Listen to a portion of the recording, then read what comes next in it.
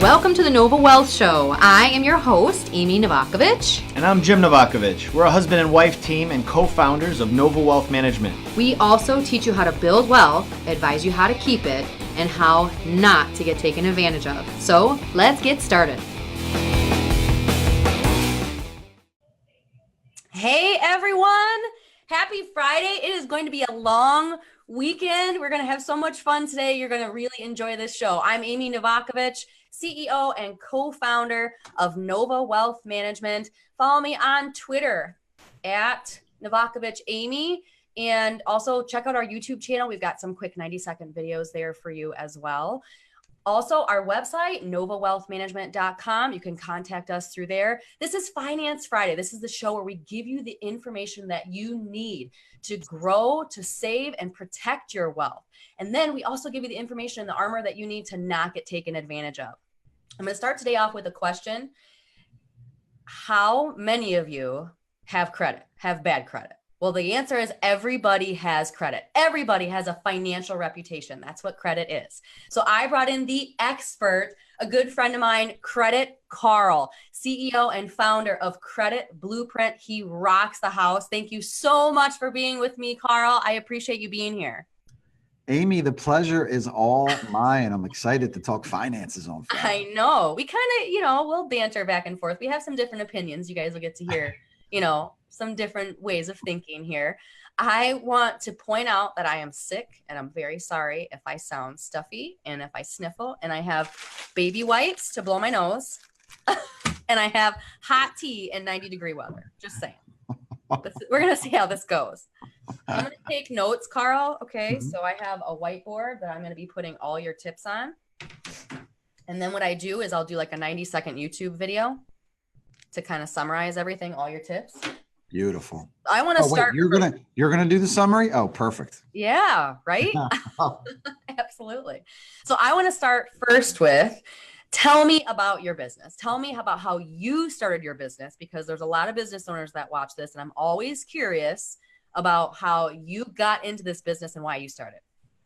Well, I got into this business on a failed drug test. I was in the mortgage business from 1998 to 2008. I was a mortgage guy, order taker. Things were great. 2008. For a corporation? So for a big corporation. Yeah, GMAC. Yeah, I was working for GMAC. Okay. Yeah. We used to refi like GM executives and stuff. It was easy money for a long time. And then 2008 hit, the bottom fell out, and my income went from a couple hundred to under 100. And I was like, the run's over. So I jumped out, tried to partner up with a buddy that was in the credit repair space. I was over there a couple months, and people were mad. Like, customers in process were like, mad. They didn't like us. We weren't doing a good job. I was like, this is horrible. So yeah. I feel you. Yeah. So I tried to go running back to the mortgage business, which is all I knew my adult life for 10 years. And I had to take a routine drug test. I couldn't pass the test because the cup was like this gigantic cup, and I couldn't fill it up. They suspected foul play because I didn't complete the test the day they asked me to, which forced my hand to leave that business and start in the credit repair business and really learn it.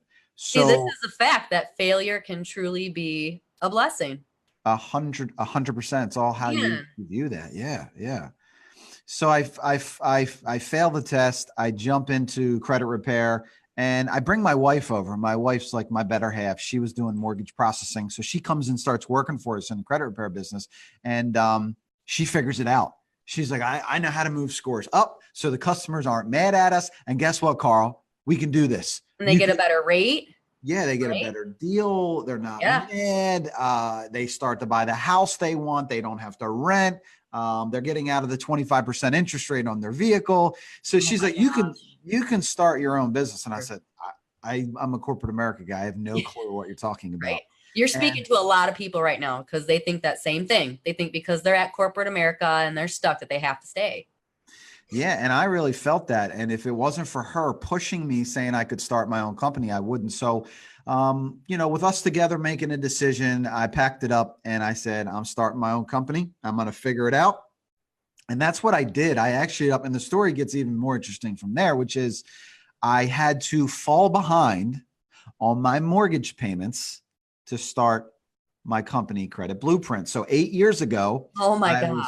I know. I'm a month behind, and I'm just an optimistic person. I've always been that way. And I'm like, well, we're going to strike gold. And in month 2, 3, and 4, I'm going to make money and I'll get caught back up. So, and by the way, when I left that company, I had nothing. Like the economy had hit. I lost everything. So I didn't have any money to start this company. This is in like 09, maybe? Right. It was 2011 because I had worked for this other guy for a couple of years trying to figure out how credit repair. Oh, okay. Okay. How do you raise scores? So, yeah, I'm a month behind on the house and I never get caught up. 6 months into the business, 6 months of missing mortgage payments. They knock on the door, they take the house. So now you got a credit guy who's trying to help people with their credit. Who now has a foreclosure? They took my house. No way, Carl. Yeah. I did not know this. So the message is very clear, Amy. Holy cow. Anyone listening should not trust me, okay? Whatever. No, because you've been through it. You've experienced it, right? A foreclosure. Okay, so now you have my attention. So how in the heck do you rebuild your credit from a foreclosure, which I know as being a former banker, that stays on your credit pretty much forever. There's a point where it doesn't really affect your credit score anymore, but it's always there, is it not? Yeah. If it's like a clean foreclosure where there's like a sheriff's sale, like right away, like the property I was in was like a property that was it wasn't like a vacation area. So they were going to do a sheriff's sale and get rid of it right away. And then the foreclosure really starts from the date that the sheriff came in and sold it and somebody took it over. Okay. And that's when the clock starts ticking. But, I knew, Amy, that time heals all wounds in life. And the same thing applies to your credit. I thought, well, I'm a really good example because there's nothing I can do about this foreclosure. Like you can't get the foreclosure off the credit report, but I can make sure that the rest of my credit is intact. I can have a lot of credit cards and make sure that I'm managing them properly. I can have an automobile, even though it might not be at a great interest rate, and make sure that I'm managing that properly. And I did that for the first 2 years of business. And eventually, just to build your credit. So you had all the awful interest rates, but you were using it just to build your credit. Exactly. Have you ever calculated? I'd be so curious to calculate like how much money you spent when you had the higher interest rates. An insane amount. People lie to themselves. They really do. Because when you're paying too high of an interest rate, like if you start to look at the math straight on like a vehicle, like 25% on a $25,000 vehicle versus 5%, like you pay an extra $8,000 to $10,000 on just a vehicle. So if you put everything together, like every high credit card rate you have, and your auto insurance is higher because your credit's not good, and then you're renting, right? And then you just and jobs, like there are some jobs now that pull your credit just to get employed. Like I know in my industry they do because they want to make sure you're good with finances. Mm-hmm. So they pull your credit just to get employed. You get fingerprinted and your credit is pulled. Yeah. So, it's funny. You said like, well, like, how did I kind of like get through that? How did I fix it? Like, I think the word momentum is a really important word when it comes to credit. I just had a very special dinner with Tim Story, who's life coach. Him too. He was amazing. Is it? Yeah. Oh, that's right. I saw that. Life coach to the stars. Tim Story's amazing. To be in his presence. Oprah. We just exchanged credit stories and he exchanged his coaching stories. And he goes, the word that stands out to me with what you're doing right now is like momentum. People need like credit momentum because there's so much pain involved with, I don't want to deal with fixing my credit right now. But if they start to get a little momentum, then all of a sudden stuff starts going well. It's this avalanche. You mean momentum with paying down credit card debt, or you mean momentum like raising their scores? Raising their scores. Yep. And there's so many ways now, right, where people can check their own credit score, like through their bank or through their credit card. But you said something, though, I got to go back for a second, Carl. You said something that you built your credit by having a bunch of credit cards. Mm-hmm. What if you're just not good with credit cards? Because I've met a lot of people that should not have credit cards. Yeah, well, I stink with credit cards. Sounds to me like you might have been one of them. Yeah, well, I was terrible at credit cards. Listen, I'm only giving you the part one of the story, which is I lost my house. I also lost, a bunch of credit cards at that time and a vehicle. I lost it all. I lost everything. But I taught myself the same way that I teach kids, right? Which is the way that you avoid the credit card trap is like right now is technology. So like Okay. every single one of my credit cards. I feel the need to take notes on this one. Good. Every single one of my credit cards is an app. I go right on the app. Like of the company that. Exactly. American Express, Chase, Capital One, use their apps. And if you think you have a problem with credit cards, now I don't anymore because I figured it out, right? But if you have a problem with credit cards, what you want to do is prove to yourself, create some good habits, and pay the bill off the very next day. What's one of the good habits? Tell me one. Well, that's it. You got to pay it off the next day. So if you create the habit of, let's say charge it and then pay it off the next day. Like, let's say you spend $100 on your American Express card today. I literally go in there the next day on the American Express app. I hit the button. I pay the thing off in full through the app, which is attached to my bank account, and I have a zero balance. So I create habits, the same habits that I teach my 15-year-old daughter, who happens to have a Capital One credit card at 15, which is, hey, if you're going to the mall and you're going to spend $75, the next day you're handing me $75 and I'm going to pay that. So you're not going to ever carry any of this debt, right? Okay, but you get until the end of the month. So what you could also do, right, is just set up an automatic payment of the full balance. One of two things. Yeah, but I just see an issue with that though, because a lot of times they set it up to pay the full balance, but then by the time they get to the end of the month, the full balance is not there in their bank account. Exactly.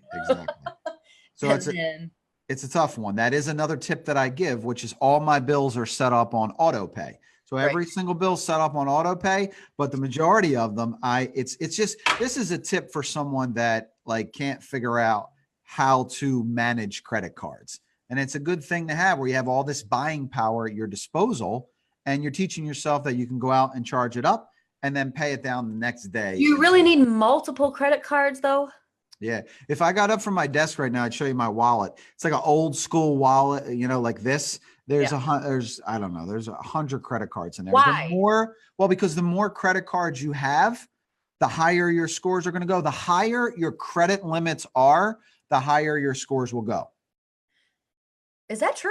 Yeah, because 30% of your credit score is based on credit cards. How many do you have? How old are they?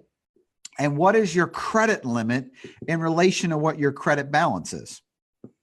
So I'll give you an example. Your score is credit cards. 30% of how they come up with a FICO credit score is based on credit cards. So just how long you've had them. Yeah, how long you had it, your age of that credit card, but more importantly, what your credit limits are. So if you could have $200,000 in available credit, that's fantastic. And you're managing that between 1 and 10%, you are dominating the credit game. Okay. Well, but wait a minute. But if you have a high limit, isn't that all the more risk that you are by having a high limit? That's all the more risk exposure that you have. No. That used to be. So if you go back, remember, I'm an old mortgage guy. So back in the mortgage industry, before this whole bubble hit, if you had too many credit cards, underwriters would look at that and go, well, even though you don't have a balance on this, we're going to assume that you're going to spend money on it. And I'm going to add it into your debt to income ratio and you're not going to qualify. That doesn't happen anymore. So when you look at the mortgage industry, if you don't have a balance on it, or you have a small balance and your payment's $25, that's what shows up in your ratio. So that will not hurt you at all when it comes to the mortgage industry and trying to get a mortgage and trying to get approved. Huh. That's interesting to me. So would you recommend to people that they close credit cards that they're not using anymore? Never. What? No, okay, because what if it gets stolen? Well, then you just call the credit card company up, let it know it's stolen. They'll issue you a new one with a new number on it. So because we'll go to the bucket right below that. So as we're like coming up with this like FICO pie chart that we're defining, 30% is based on how many credit cards you have and how much you have in relation to what your balance is. Your credit limit's really important, but 15% of your score is based on the length of the credit cards. So for the example that you just used, Amy, let's say you had a Capital One credit card that was 12 years old. And let's say you had a Citizens card that was 11 years old and an American Express that was 10 years old. And then all of a sudden, right, you want to close one of those down and get a new card. All the averages get messed up. Okay. So the older those credit cards are, those are assets. I'm going to give the best secret right now For anyone that wants to get into the 800 club, here's that little known secret, which is you got to have a credit card that is 8 to 10 years old. That's why you'll never, ever, ever see like a 20-year-old with an 800 score unless they piggybacked off of their parents' credit. What about a loan, a mortgage for 10 years? Not the same thing? Not the same thing. So when we're talking about the bucket of 30%, which is revolving utilization, and 15%, which is lend, that has nothing to do with a mortgage or a car loan. So you can prepay your mortgage all day long and your scores wouldn't go down at all. Speaking of a car loan, this is a question that I genuinely do not know. How does a lease versus a loan affect your credit when you go to do a car? It's the same. Doesn't make a difference. Really? Yeah, not gonna impact it at all. Because I've always thought of this was funny because like when you rent, for instance, if I'm renting an apartment, yep, that doesn't go on my credit. But yet if I rent a vehicle, all of a sudden that's on my credit. It's always been really ridiculous to me. I think. I know. Well, there's services out there called like rental karma where you can get your rental history to show up. I'm not a big fan of them because you're at the mercy of like your landlord and their perception of what's on time, because technically a mortgage has a 30-day window. If it's due on the 1st of September and you pay it on the 25th, you're fine. But your landlord could say, your payment's due on the 1st of September and you paid it on the 2nd. So I'm going to let Rental Karma know that you were late, and then your credit gets messed up. So it's a dangerous game to play. But Rental Karma does allow you to use your apartment rentals or house 100%. Rentals or whatever on your credit. And it'll retro it back too. So like, let's say you've been renting for 3 years and you're like, whoa, cool, I'm going to use Rental Karma. They can literally go back 3 years and add the whole history right onto your credit report. Huh. Which is cool. Yep. That is pretty cool. But let's talk about renting versus buying for a second, because me as an advisor, obviously, I think it's good to build assets. You know, so when you're renting, you're using someone else's asset and you're paying someone else to have that asset.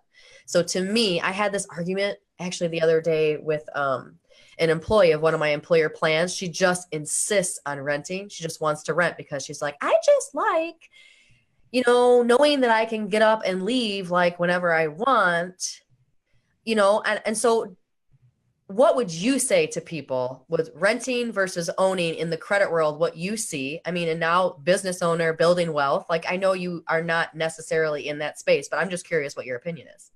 Yeah, well, I'll drop another bomb on you. So I'm renting the place that I'm in right now. I have been for the last 12 months.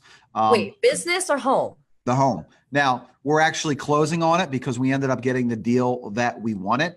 But I am a big believer in being like mobile. Like I want to be able to move. Like I'm not a guy that thinks that you should buy a primary residence and then sit on it for 20 years and think it's an asset and not do anything with it. So if I buy an asset, it's going to be something that I could like lend against. I could borrow money and do other things with this asset, not just sit there and go, I'm going to fix my house up and I'm going to put a fence around it and I'm going to tell everyone I have this beautiful house, but not have it make me any money. But you don't think spending like sometimes 25, 35 grand a year to someone else, your job is to use other people's money, right? Use other people's money to build wealth, to use leverage, as we call it. You're leveraging your money. But yet you're paying someone else to use that asset. So they're using your money. Yep. So what happened is the income grew so fast that I didn't want to settle for a place. Always a good thing. A year ago. You know, I got in a position where I was like, I just don't want to settle for just anything right now because I'm seeing what's on the horizon in the next 12 months. And I want to make sure if I get in somewhere that I'll be happy there for 5 years. So that was the philosophy there. But if you are, let's hear it. Let's hear it. I'm thinking a little slower today, but if you get a mortgage, and you're a mortgage person too, so you get a mortgage, and mortgages are super low right now, like a 15-year. I mean, I think you can still get under 4%, right? You can. You secure that money yourself, like you invest it in whatever investment, whether it's a guaranteed CD or whether it's a non-guaranteed stock portfolio or whatever. You have the money. Mm-hmm. So like if you can afford it, if you have the income, obviously I am not a proponent of juggling 2 mortgages at once if you cannot afford it. Yep. But that's why you do budgets. But if you have the income. Wait, what was that word? Budget. You don't like budget? Go ahead. Keep going. Oh no. Okay. We'll come back to that. But if you have the money in cash because you chose to invest it because you got an awesome mortgage and now you're making money more than what you're paying, and you have an asset, and you have the cash so you can up and move whenever you want if you wanted to, and you have the income, why wouldn't you do that? So why didn't I buy a year ago? Yeah. Well, just because I just didn't want to settle. Like I have this thing in my life that I refuse to settle for less than, what I want. And I just couldn't get the deal that I wanted. This is the whole argument with millennials, is that they'd rather rent than own because they don't want to settle. Yeah. But you're not really settling. You're just making a financially beneficial decision. One could argue that, doesn't mean first that of all, here would be the second argument if we really broke it down. Okay. You could look at what I paid in rent in the last 12 months, and that was always the plan, was just the rent for 12 months. But you could also say that if you look at a amortization schedule on a mortgage, your first 2 years is interest only. So there's nothing there. So yes, if there's equity in the house and it changes in a year or two from what you bought it for and there's more equity, you made that money. But you are paying interest only for your first year or two if you look at a 30-year amortization schedule. Now you're talking about 15 and you're paying more principal, than interest on a 15. But if you did a 30-year, it's interest only, and that's not that much different than what I paid in rent. Good thing I mentioned a 15-year and not a 30-year.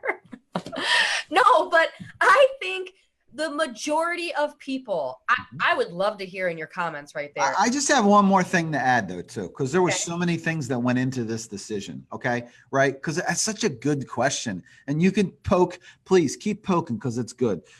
Because there's a lot that went into that decision, which is why I'm renting, But part of it is I'm on such a roll with my business that we were going to build a house, and then it just got into this complicated thing. And then we couldn't find remember the inventory was low a year ago, 6 months ago. It was really low. Well, you can't remember because I'm in PA, but the inventory was low. Okay. And we were going to build a house, and I'm like, I don't want to be involved with something that's going to sidetrack me from what I'm doing right now. Like I am so on fire with this business and my brand and my book and my course. And I'm like, this is all a distraction. Okay. So, oh my gosh, it would distract me to have a landlord. Like maybe it's just a personality thing, but it would distract me knowing that I'm living in a place that isn't mine. That's a distraction every day when I come home and it's not mine. Great. So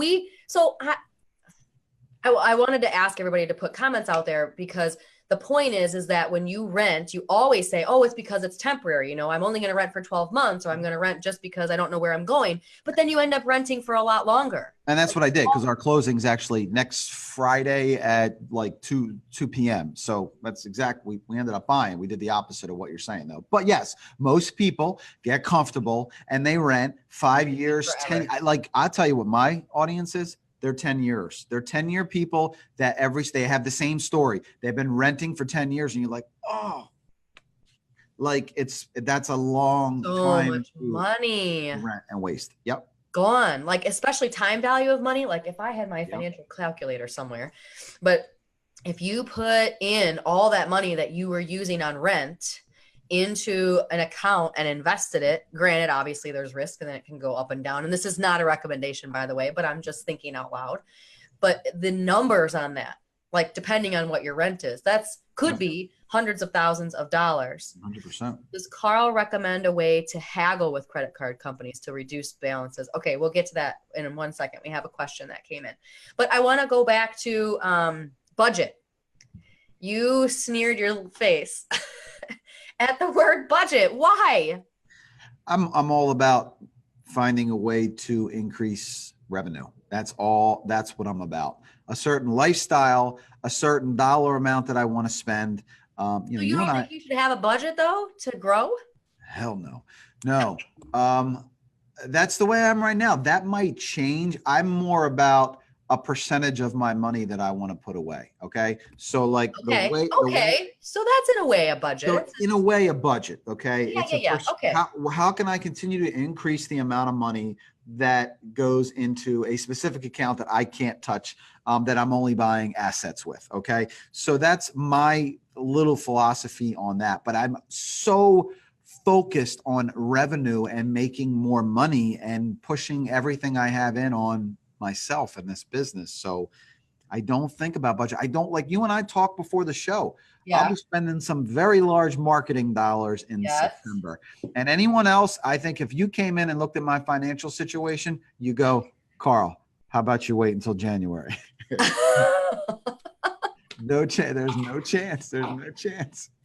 Oh no. So you like to, we talked about this before the show too, spend other people's money. Like you are okay with going out there and getting debt and then using that money to put into your business, right? And now it's either assets, right? In real estate or my business, but majority of it is. Okay, see that I'm okay with, like good debt, like putting it into assets that can make you money. Putting it into business though, I feel like there has to be an acceptable limit. Like there has to be a place where you laugh and smile, but there's so many times that you can't predict the future and life happens and here you are up a creek because you over leveraged yourself. You hear about that all the time.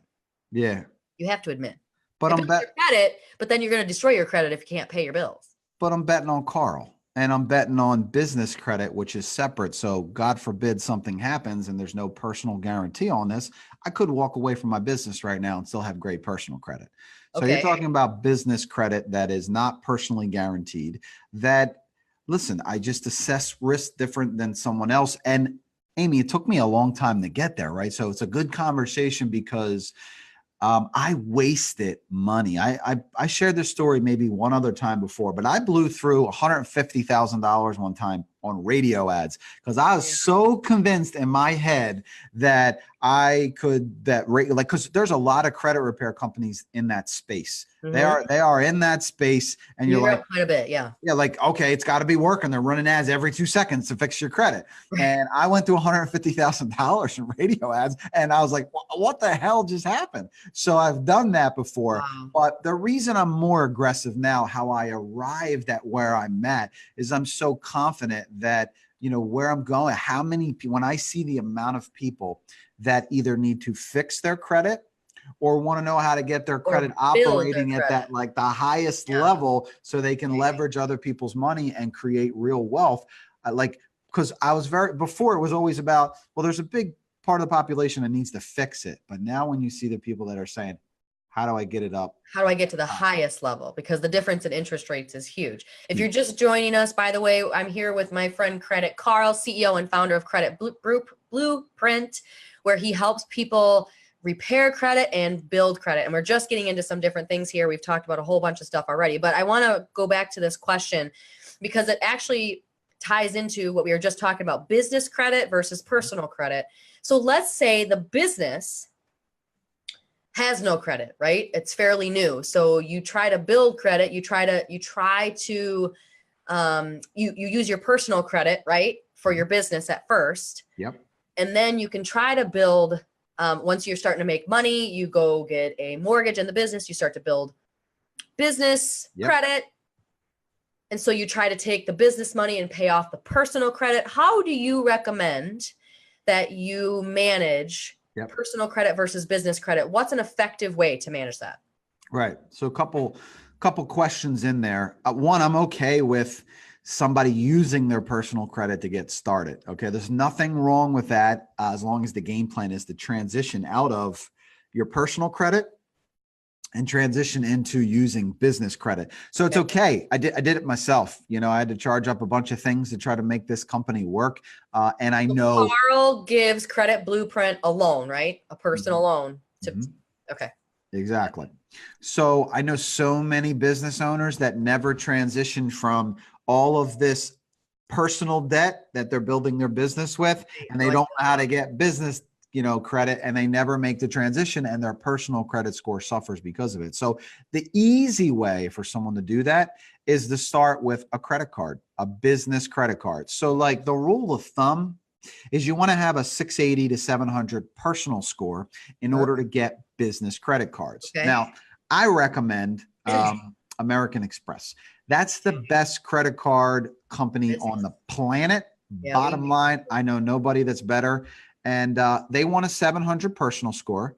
And then you can take that, right? And that, believe it or not, like my Amex card, if you saw my balance right now, you'd lose it. But it's a charge card where I charge it up and I pay it down. Like there's no, you wouldn't see it balance, but it doesn't show up on my personal credit. So that's an easy transition for someone that has a business that's carrying personal debt. You get the Amex card, or you get the Chase has an awesome card, which is the Chase Ink Preferred.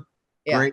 Great card. Right now, like this is another site. Like I start a lot of my mornings with a site called uscreditcardguide.com. I have no affiliation with them. US Credit Guide? uscreditcardguide.com.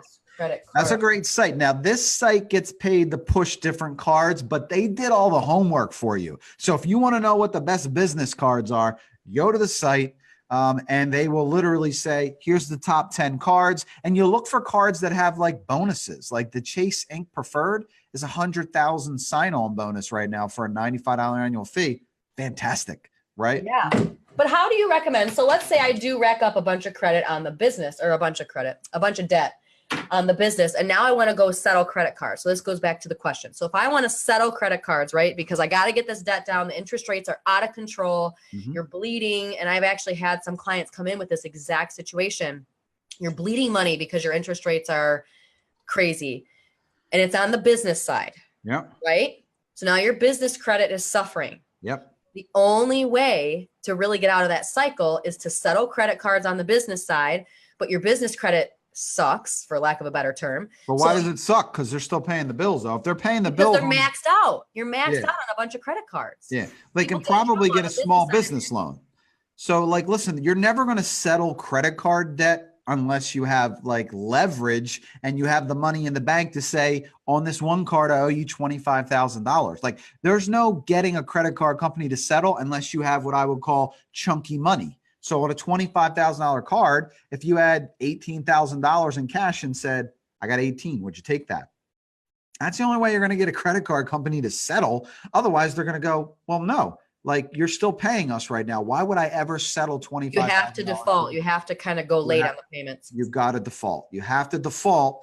And I would never give anyone that advice. But if you did default and you were 6 months behind and you ignored them, then you'd have the next piece of leverage. Hey, I'm never going to pay you again.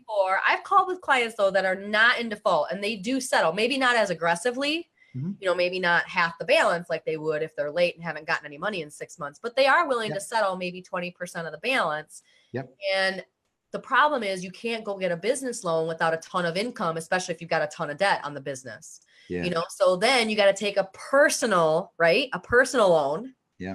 And you take the personal loan money and settle those credit cards. And now you've got personal debt again. Damn, we're back to this person that needs to make more money, though. Okay. All right. We're back to this person that, to me, maybe stopped betting on themselves. But you're thinking they got in over their head, and I'm going, I don't know, man. Like, what happened with the business that it didn't work out? Why are they not making more money? Okay. Why? But yeah, and I get that. And I know that that's available to everybody. Like whether you are in a struggle with debt or not in a struggle with debt, everybody can go out and just make more money. Like I get that. But when you're in a financial situation, a lot of times, like you said it great. You said financial momentum. Like you got to get some momentum. So I feel like, boom, you go get some personal debt. You get a personal loan, you start settling those credit cards, you get a better interest rate, and you start getting out of debt. And then we figure out how to use it correctly and use leverage. But you got to get out of that negative cycle, right? Or are you disagreeing still? I am, because I'm not looking back. Like to me, you start to read people's books like Tim Grover and Relentless, and you talk about some of the great ones out there, which is who I like to mirror. They don't think, okay? They just react. I feel the same way with my business. Like if I just stopped for the weekend and drank wine all weekend and looked at some of the debt, I go, oh my, what are you doing? But I'm betting on myself and the industry that I'm in and where I'm going. Oh my gosh, you're like giving me a headache. I always say, like, be proactive, not reactive. And you're like, just react. Go make a ton of mistakes and then just figure it out. Listen, I had to spend that $150,000 on radio ads. I mean, people would probably like, what? Like, I had to get through that, and I'll tell you why. Because I was convinced in my mind that radio was going to work, and I had to go through that. There was nobody on this planet that was going to tell me it wasn't working. You were wrong. Well, was I really wrong? Because what those other companies had, I realized was a bigger budget. That's like me competing. That's like me competing with like Lexington Law on Google and SEO. They dominate the whole first page. They always have for a long time. Creditrepair.com dominates radio ads because I bet you they're spending $1 million a month. So I can't compete with that. But they can't compete with a personality brand in this space because no one's in front of their company. Okay. All right. So I got no competition. You technically don't have any competition. That's why I always say we don't have any competition. If you're just joining us, I'm here with Credit Carl from Credit Blueprint. We're talking all things credit today. So obviously repairing credit and building credit. So let's talk back about repairing credit, because you and I talked a little bit before too about like people that have awful credit scores and then they get 25% interest rates. What's the first step to repairing credit? Well, you got to get rid of the old collection accounts. Okay. So you can't just wait around like most people do for 7 years. And they're like, I mean, get them off the credit report. Get them off the credit report. Okay. Off the credit report. So there's a bunch of different ways you can do that. Room on my board. So now I have to write somewhere else. Okay. Keep going. This is not good. Write it on the palm of your hand. What I used to doing. Right.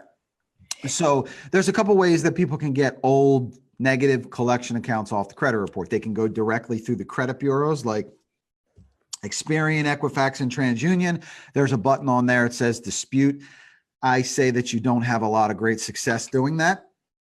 You can send your own letters out. You can go online and print like a stock letter that says, I'm using the Fair Credit Reporting Act, and I would like this collection account removed. Okay. Or you can use a professional company that will send the letters out for you to get the debt removed. And that's what you do, right? You help with that. We help with that. The number one mistake that I see people make when they're ready to rebuild their credit is they start to pay creditors from the past.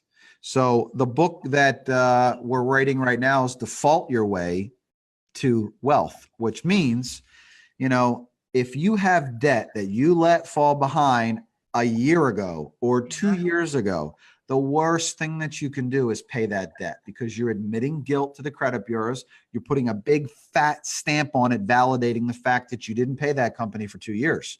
But you either did or you didn't pay. Like, you're already guilty. Well, no, because you can make that, like, if you're like, for example, if you do the opposite, let's say you don't take my advice and you're like, Carl, I didn't pay someone 2 years ago. I'm going to pay them because morally I feel like I should. The credit bureau, the credit scores, that you will not get rewarded for that. So I've had customers spend $5,500 of a tax refund, spend all of it paying collections from 2 years ago, and the scores drop 50 points. What if it's not in collections yet? So like I have, okay.